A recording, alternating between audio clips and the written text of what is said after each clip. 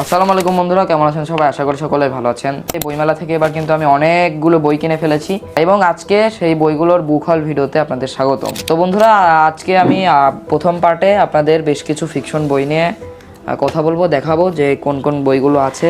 প্রথমে যে বইটি রয়েছে সেটা হচ্ছে প্রজেক্ট টেট্রা মহাজাগতিক। তো এই বইটা হচ্ছে একটা সায়েন্স ফিকশন এবং এই বইটির 4 জন লেখক একসাথে লিখেছে: তানজিম রহমান, মোহাম্মদ সাইফুল ইসলাম, মহাইমনুল ইসলাম বাপ্পি এবং প্রান্ত ঘোষ দস্তিদার।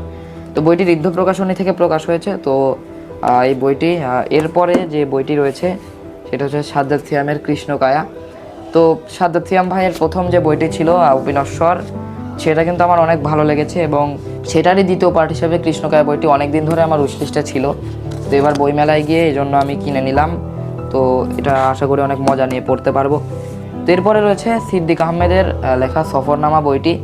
তো আপনারা দেখতে পাচ্ছেন এখানে আমি লেখকের সাথে দেখা হয়ে যাওয়ার কারণে এখানে আমি সিগনেচারও পেয়েছি। সফরনামা বইটি আসলে গিয়ে আমার পছন্দ হলো, এই জন্য কিনে নিলাম। তো আগে থেকে উইশলিস্টে ছিল না। 1971 সালের বেশ কিছু কাহিনী এর ভিতরে রয়েছে। তো এরপরে যে বইটি সেটা হচ্ছে জামশেদুর রহমান সজীব ভাইয়ের লেখা ফার্স্ট টাইম সেকেন্ড ম্যারেজ বইটি। তো এটি তার লেখা 4 নম্বর বই এবং এই বইটি জামশেদুর রহমান সজীব ভাইয়ের বই লেখানিগুলো আমার অনেক পছন্দের এবং আমার যে পাঠচক্রটি রয়েছে সেখানে কিন্তু জামশেদুর রহমান সজীব ভাইয়ের লেখা বইগুলো অনেক জনপ্রিয়। তো বন্ধুরা, এরপরে যে বইটি রয়েছে সেটা হচ্ছে পড়ো, সমকালীন প্রকাশনী থেকে প্রকাশ করা এবং লিখেছেন ওমর আল জাবির।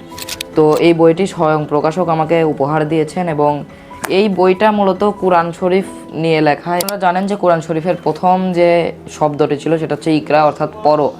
তো এই বইটিও কিন্তু নাম হচ্ছে পড়ো এবং এটা কুরআন শরীফ নিয়ে লেখা। বুঝতে পারছেন, কুরআন শরীফ আমাদের যে জ্ঞান অর্জন করতে শিখিয়েছে, পড়তে শিখিয়েছে, সেগুলোও কিন্তু আপনারা এই বইটি পড়লে বুঝতে পারবেন। তো এরপরে যে বইটি রয়েছে সেটা হচ্ছে দ্য রেড সুলতান, মোহাম্মদ জাহিদ হোসাইনের লেখা।